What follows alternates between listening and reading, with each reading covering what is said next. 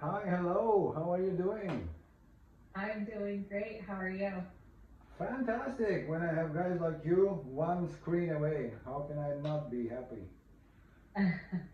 It's a great Wednesday. It is. It is. How are you? Okay, so we have Monica and Jess. Okay, nice to meet you, Yeah, ladies. yeah. Introductions on our side. My name's Jess. I'm the Director of Business Development for VeriSafe, as well as one of the privacy counsels here. And I'm joined by Malika, who is a commercial project manager on our team. Nice to meet you. So, Both of us dog owners, so we're excited to okay, so talk you to know you. what we're up to. If you checked our website, it's quite very clear Yes. what we do. Yeah, I don't think you can see either of my guys back there, but sometimes you can see that's the dog bed back there.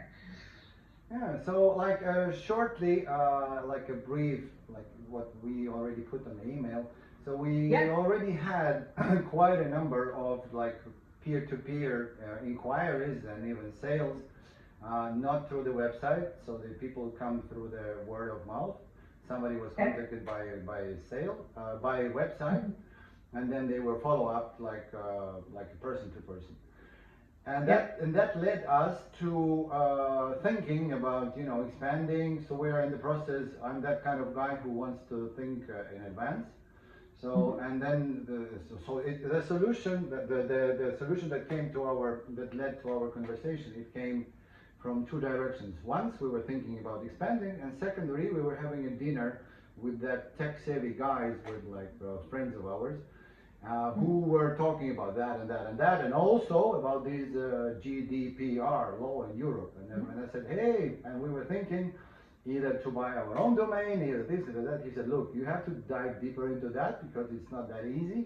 So you can face legal stuff. And then he started showing me on his smartphone the fines that were assigned to Google and Microsoft and Elon Musk. So people were fined like billions and trillions and then zillions, and I don't want to A do that. lot. Yeah. A lot, really. And then I searched, like I did this search, like it was something like biggest fines, and I was like, what the heck? So am I really? Do we really need to do that, or if we do, then need that, like how and what? And then because I was searching, the Google is smart, and he started popping up your ads. So I had your ad, and basically here we are. Okay. So I don't really Perfect. know, will we need it? So like there is two options. First, we start selling from this United States website. Mhm. Then we need some kind of GDPR anyway, and some kind of representative. And you tell me, do we or do we not, and in what form we do. There is a third one, which is AI Act. I don't think we need that representative because we are not using AI Yep. at all.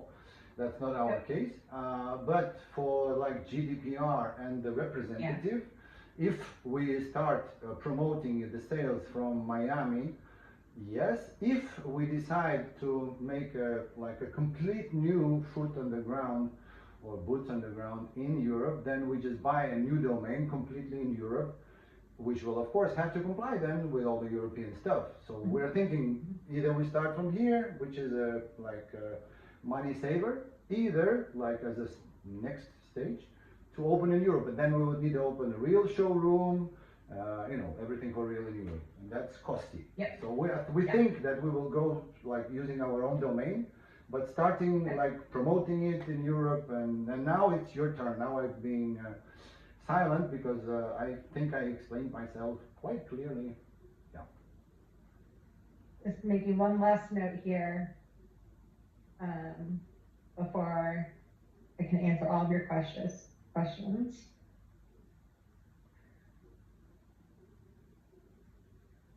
All right. So the easy answer to your question is yes, you absolutely can use your existing website. And then when you start to promote in the EU and solicit business and you start to process on a regular basis and do business in the EU, you would require the GDPR data protection representative or DPR. And that's a requirement under Article 27 of GDPR. And is once you're doing business regularly and with intention in the EU, you have to have that representative. It is a kind of low-level requirement that serves as kind of a local agent for your business. You're in Miami, so for EU residents, you are a foreign company. Yeah, that's what I know. And so that's what it is.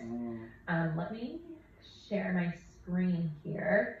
As far as the representative services go, I can hit the right button.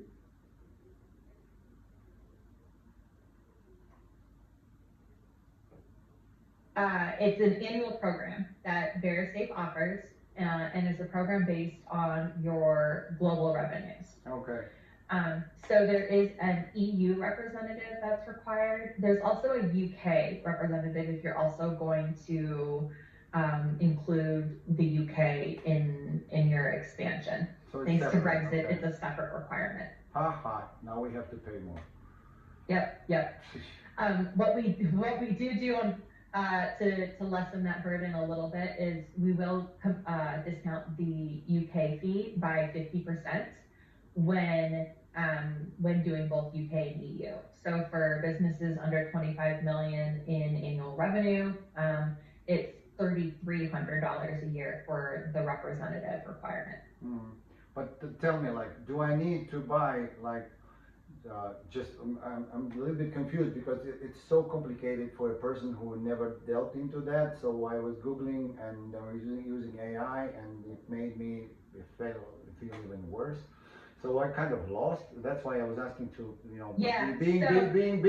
being straightforward and as simple as you're talking to a kid from the kindergarten, which is like quote quote me.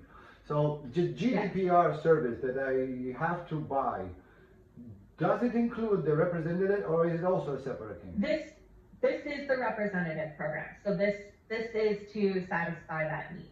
So, but is it not GDPR? Or is it Article 27? Is it GDPR? This is Article 27 of GDPR. But is it separate? Or is it included? The Article 20, it is, so GDPR representative can be found in Article 27 of the GDPR. Okay. That's where you find the requirement to have a representative. Okay. So that's what we're talking about here. And then I have to also comply with the GDPR per se, right? Correct. So then there's a number of things that you need to do to comply with GDPR. Okay. Yeah. But what VeriSafe can help you do is understand, based on your business, the number of customers and clients you have in the EU, what really you need to do for your very specific business. And so if you're not doing a ton of business, you're doing some, you're definitely, running ads and targeting business there. And also receiving payments. I will be exactly, receiving exactly. That representative requirement is really a low-level requirement, so we definitely recommend having that in place. But what we can also then is help you, primarily with businesses of the sizes, the public-facing requirements of GDPR, which would be having a compliant privacy policy on your website, for example, that meets the requirements of GDPR, having the appropriate contact details in and available for your representative and for any sort of, they're called data subjects rights requests, which is about halfway down that list of bullets on this slide. But those public-facing requirements of GDPR, right, that pretty much serve as kind of the contact points for data subjects in the EU, which is what GDPR is creating rights for, as well as for the data protection authorities themselves. That's how what they see and what they're going to reach out on. So we can definitely assist with making sure you have those pieces in place as well. With a lot of our clients, we do that in kind of a phased approach, if you will. And it's done hourly. And so hourly, like on an hourly paid basis? Exactly. Well, we get to the money. That money is very interesting, of course, the most interesting. I thought, like, what in the world? Why? Like, I mean, like, It's just emotions. Like, It's- okay, you're doing it's business. definitely- Why do you have to now pay just showing your Yeah. website to Europe? Why? Yeah. And then they're like, because the guys are very smart there in Europe, and they can, even if you don't like it, they're gonna fine you. And I'm Yeah. like, okay. The cost of Not very initial fair. compliance. Not very fair. The cost of initial compliance and market entry, in a sense and in that way, is definitely a reality for businesses that are looking to expand to Europe. And to be honest, the reason why I think a lot of businesses don't necessarily expand into Europe, because that, you know, the risk and compliance is, just doesn't make sense for them business wise. What I can say is, from a fines perspective, the fines that were levied against Elon Musk and Facebook and Google and all of those big players, They just those scare were people. They just scare people to do well, work. that's what they were meant to do. They were meant to But scare why? people I mean, into complying with the requirements is really what it was. but we don't find European websites for you having business here, okay? We don't. But so why do they do? So I'm speaking a bit like Trump. Yeah, Sorry. It's no worries. It's something we hear. You're not alone. I can tell you that. You're not No, alone. of course, you do that on a daily basis, I believe, yeah. Yeah. So as far as these services go and helping to do, like I said, kind of implement at least the public facing GDPR elements, our hourly rate is $495 an hour for our professional services team, and then $195 an hour for our project management team. Mm-hmm. So, like I said, we can do that on an ad hoc basis. We can start with a privacy notice. So basically, just from my understanding, you have this 1, 2, 3, 4, 5, 6, 7, 8, 9 dots, and each of them needs to be done with like kind of you tell me what to do, I do, or like how you do it, or I give you the what, like how does it go? So it's not necessarily these 9 dots. These I would say are some of the biggest components. Not or the areas, yeah. Scare me more. Scare me more. How many you have in your stack? 27,000 dollars. Oh my lord. There's a lot. Yeah, I don't actually know if I could give you a number of how many, but what happens with GDPR is there's a lot of bullet points, but not every bullet point is weighed the same when it comes to a risk analysis of compliance and the risk associated with that compliance. And if we think about the risk being primarily the fines, right? Mm-hmm. Or an investigation, otherwise, by data protection authorities. They're not all weighed the same. Mm-hmm. And so with businesses not doing a ton of revenue in the EU, they're not processing a ton of data, we can really help you to prioritize, like I said, very specific areas of GDPR that definitely are high risk. Like I said, the privacy policy is a big one, where that's kind of minimal compliance that you'll want to do. And we can help you do kind of minimum GDPR compliance, the highest risk areas of GDPR compliance, but not all of GDPR compliance, because the cost value kind of analysis of what a total GDPR compliant program for your business might look like, just from a budget perspective, most likely doesn't make sense. Mm-hmm. So because it's like different to different kinds of businesses, right? So Exactly. If we are a big giant company, right? A giant company a giant company like Facebook or Google doing business in the EU has to do a lot more. We're kind of small. We have like 20 people, so not very big.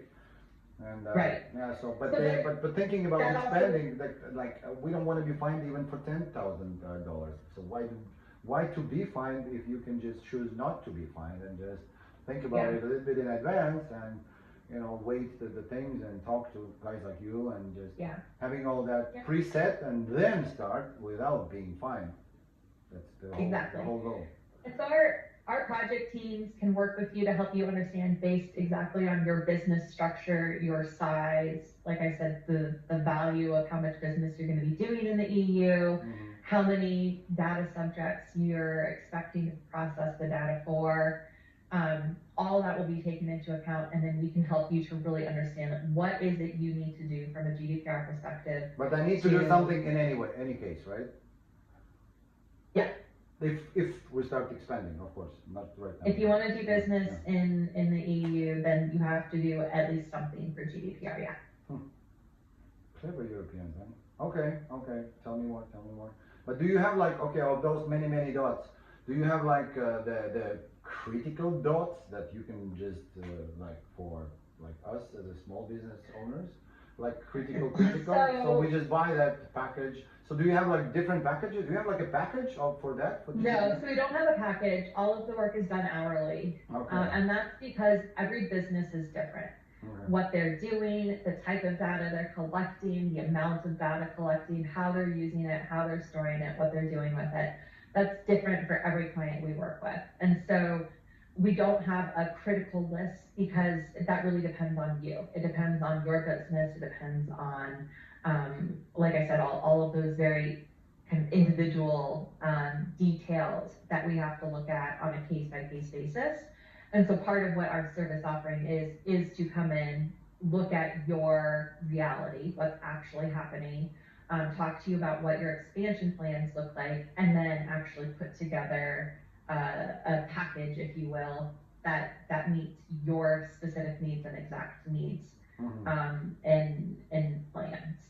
And but like, everything, like putting a finger, like you say, a finger in the sky, like for a really small business who has, I don't know, 50 customers per month from Europe and operating like 50 to 100K, 150K or 200K per month at least, per month. So that will be 2-3 million per year, just as a start.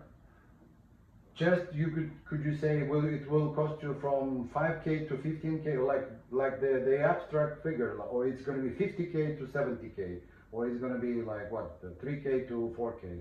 Just the big numbers, big scale, very helicopter view of the total. so very big, like height helicopter view.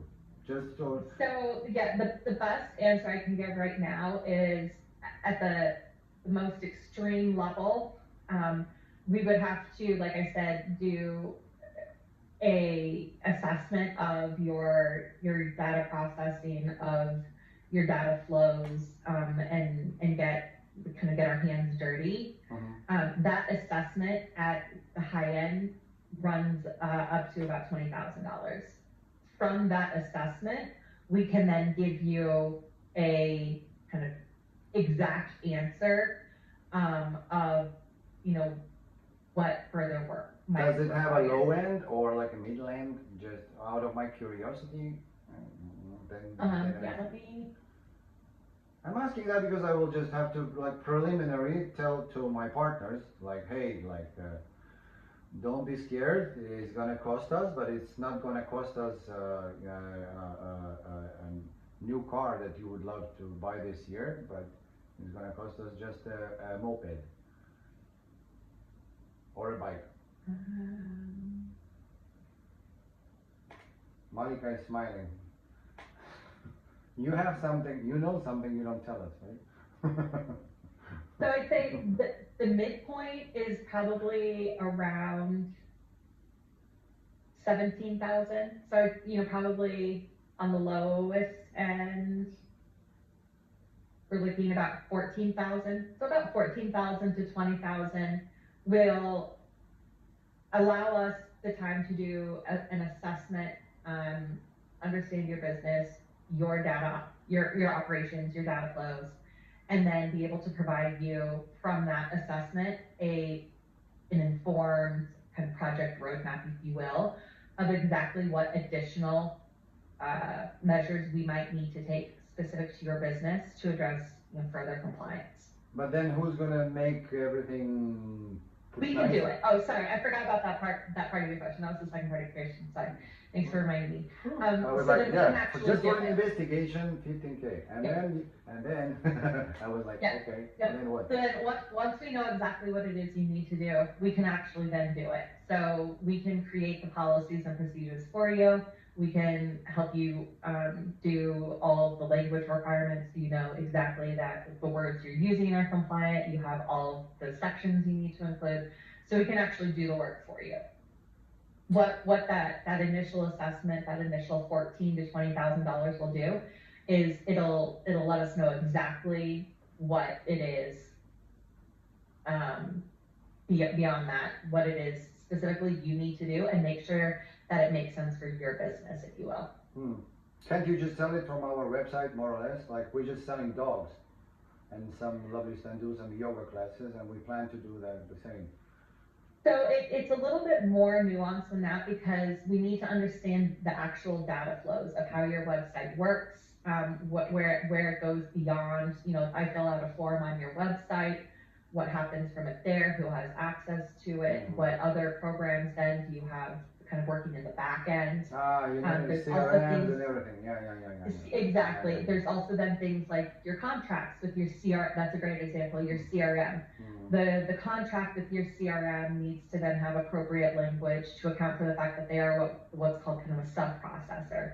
As you collect client names, emails, contact information for EU residents, and it gets put into your CRM. And if it's connected to Google Cloud, or if it's connected to the iCloud, the data from the CRM. Right, and so then all of those pieces are what make up an overall data flow. And so it becomes it's much bigger than just what seems so simple as we're just selling dogs. And if we're using Google Workspace and we're emailing customers from Google Workspace, that is also data flow, all right? So exactly. Like we're sending emails from Google. I'm using our own domain, but from Google interface. Yeah. And using all the servers of Google and everything. Exactly. So it looks like Google, but it's ours. You know what it is, of course, you're professional. Yeah. So then, we have to understand all of that flow, how it all works So together. basically, it stays in America. Even if I write to Europe, it stays in America. Just I'm trying to, put this in my head. Not necessarily. Not necessarily. So it might, but so all of those questions, right? That everybody's dreaded.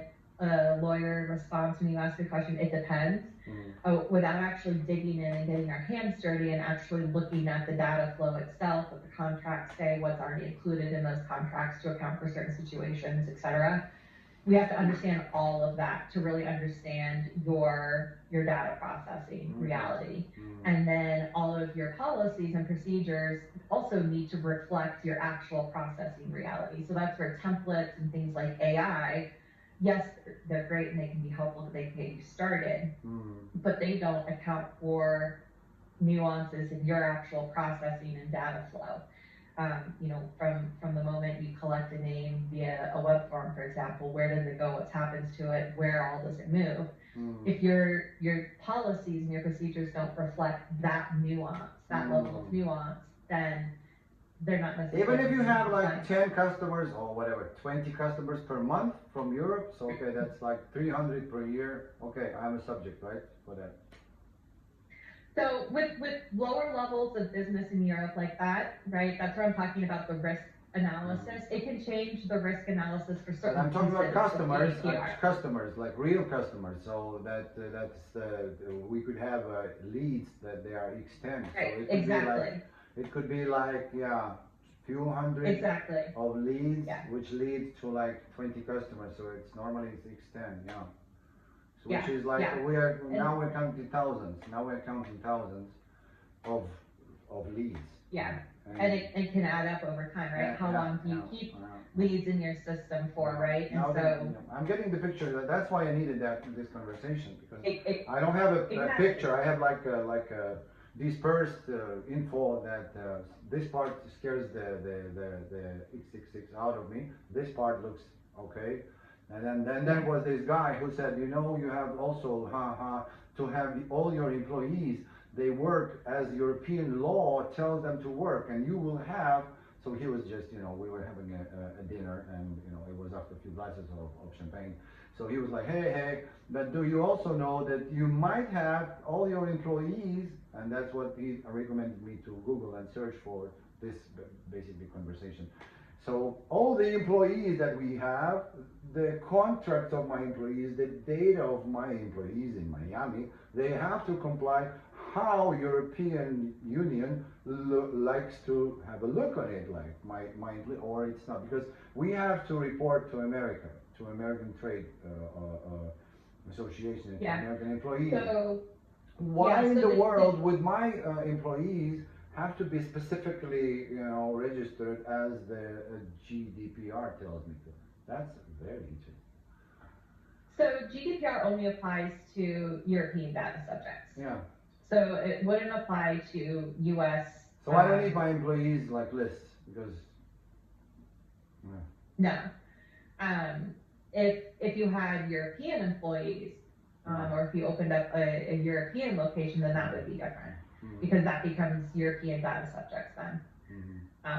So it applies to EU data subjects, which are people. So if I hire a manager, one manager in Holland, like outsourced, like part-time.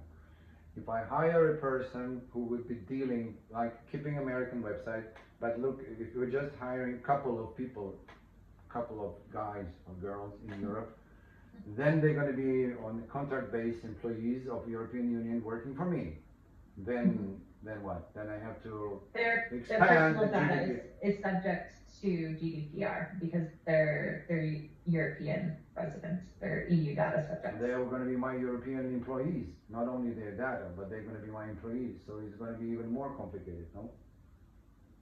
So the GDPR applies to data subjects. So it doesn't, the employee relationship doesn't necessarily affect whether or not GDPR applies. It applies to all EU data subjects. Or maybe I got the data wrong. He told me that the employees should be listed as the European Union wants them to be listed, something like that. So we have to comply with that. I'm not quite sure what he would have been talking about. So yeah. We were talking about too many things, yeah. GDPR applies to European data subjects. So if you were to hire someone living in the EU, working in the EU, they would be an EU data subject, and GDPR would apply to their data. Same GDPR would apply to a potential customer or a client in the EU. If the person is in the EU, an EU resident, an EU data subject, GDPR applies. Yeah, well, he's in my CRM. But tell me one more thing. Okay, this is now more or less clear. Do I or do I not need that representative? Because like, how do we distinguish, you and me? Does Fancy Pet Planet need it, or like is it secondary thing, or maybe we don't need it at all? Like I still like the line is a bit blurry. If you're going to do business in Europe and you're going to solicit business in Europe, then my recommendation would be that you have a representative. Like what we're going to do is we're going to target. Okay, we're going to advertise through Google for sure, and we're going to advertise through Facebook for sure. That is like number one. Then what we're going to do. So in that case, and people will come to our website. That's basically very simple. People come. It's straightforward and very simple. People like the doggies. They come to the website. They have how much is that? Okay, can I receive it in Europe? Yes, please. Like the courier payment. Payment is done to the website. We get the money. The courier is sent to Europe. Like this formula. In that case, do we need it? If you're going to be advertising in Europe, yes, you would want to have a GDPR representative. Okay. Now I'm more or less. If you're going to be collecting and soliciting business from EU data subjects, then soliciting, like what? Like, can you explain? I understand what is the. Soliciting means advertising. Okay. If you are attempting to and you would like to increase business, right? You want the business from the EU, so you're advertising. What if I don't do it through Google or through Meta? What if I just start buying ads in local directories, or through ads in local, I don't know where, websites, local European? Okay, yeah, then I'm American buying Europe anyway. Okay. Yeah, so if you're advertising your business and your services Not even in through the Google EU, or Facebook, with any local partner. if you're advertising your businesses and your services, if you are hoping that Europeans are going to reach out to you and buy your dogs, then you I'm hoping. I are hope to make a lot of money on that. That's a good market, very good market. Yeah. That's why we're up to it, because there is a lot of competition, yes, but we have the most. I like to talk about my business, but I'm not selling dogs to you. Yeah, but you are the dog owner, so you have to understand. We have very lovely dogs who are rare because we have direct imports from from the suppliers, from the breeders, who are very careful. So we hope carefully that it's going to be a great success. And that is why, like I said, I have to put everything that I'm having now with you on some sort of paper and make the planning. So we need this now, and we need this next step, and we need this we don't need. And and if we put a chatbot, because we were told by our IT guys 25 million times that we have to have a chatbot, the AI chatbot. If we use a chatbot, does it have to comply with any kind of stupid another law, GDPR, of this GDPR, AI? the EU AI Act, potentially. If it's just a chatbot who will just answer, okay, hi, what's your name? How much is that, and what is the So breed? unfortunately, it depends on so much about the chatbot, how it's being powered, how it's being accessed. No idea. Well, it's being accessed like the person comes to the website. Okay, hi, I'm the chatbot. Like, what do you want to know? More And like then the AI model. Yeah. It's more about the AI model itself, and that sort of thing. And so that's something that would also have to just be assessed. We have to dig in and. We don't have it yet, but that's the plan. The plan is because the tech guys, they're insisting that we need it because a lot of time is spent by managers to just talks like, okay, and what does he like, what does he doesn't like, what like those simple things. Yeah. And the AI would take a lot of that work out of people and would do all that work. So then it means that we have to have another representative. So it depends. Like I said, it depends. For the representative requirement for the EU AI Act requirements, it really depends on the specifics of the actual chatbot. So we would have to look at what was. So first we implement it and then we call you. So a lot of our clients actually, we work with the product team, if you will, as it's being built to make sure that it's a kind of compliant product as it's being built, or as different iterations are ready to go. We do have clients that want us to look at a finished product or an existing product, and let us know what our thoughts are. But really, the start of any engagement is kind of that initial assessment where we would be able to look under the hood of the car, if you will, and get those details of how things are working that really matter when it comes to privacy compliance, and really are what dictate what future work or what additional work needs to be done. Okay, well, I think it's going to be some API, but which one? Because there is like a dozen that are more or less exactly. At least a dozen.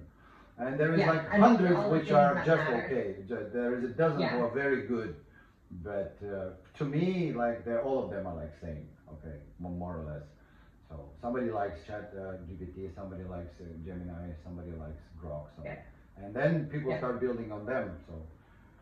Exactly, and those are the details that matter, right? In terms of a chatbot, what is it powered by? Is it Gemini? Is it ChatGPT? Is it something else? Well, I like Gemini personally, but that doesn't mean that we install Gemini because I like it, but because the IT guys they have their own views on how chatbot is going to handle the processes. The last thing that they need is like how I handle money that I will spend for a representative. They're not thinking about that. They think, okay, how he's going to do the job. That's what they want. Yeah, exactly. I have to think like, well, okay, not only he has to do the job good, but the price for the representative has to be, something like normal, not like somewhere. Yeah. So it also has a different, okay, the average AI bot Joe, how much? The average, like very normal AI chatbot that the company represents. I couldn't even tell you. Oh, for the representative Yeah. service. Just So the representative something. services is something that we would actually probably want to assess whether or not you need it before you signed up for representative services, based on how you guys would be using it, and the fact that you wouldn't be building an LLM yourselves.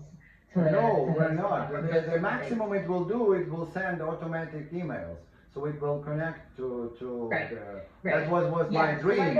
So we don't have like to I- buy, we don't have to pay the guy who is doing the emailings, even though we like them a lot, but it's better for the chatbot to be so clever, and he get the information, he get the breed that the person Right, likes, right. and automatically he puts it in the CRM and includes it in the list, and then he's being so smart that he is initiating the stuff on that particular breed that this particular guy has just given the Yeah. information to the chatbot. Yeah. Okay, you have a poodle. Okay, here is a monthly whatever on the poodle. So like Mhm. simple stuff. Yeah, so like I said, the details matter, and the very specific details matter when it comes to this. So the starting place is to do a general assessment of your data flows, and your kind of the inventory, if you will, of how everything works, where it goes to, how it all interacts. With that assessment done, we can then give you more specifics about whether or not you need an AI representative, what policies or procedures I you hope I don't. you need to have in place. I hope not. That's and that might be the case with the EU AI Act. It's a new act. I It's couldn't a new understand a preventative single beep requirement. beep beep out of it because I tried to understand it. I couldn't. Yeah, I do see I'm actually running late for my next call. Thank you I so do much. need to I hop. will follow up on email if I need something from you guys. And now Perfect. I got what I wanted basically, and thank you very much. And I You hope are most we work welcome. soon. Yeah, and I hope we do some work together. Absolutely. Have a great rest of your Wednesday. Thank you so much. Ciao ciao. Bye. Bye, Marika.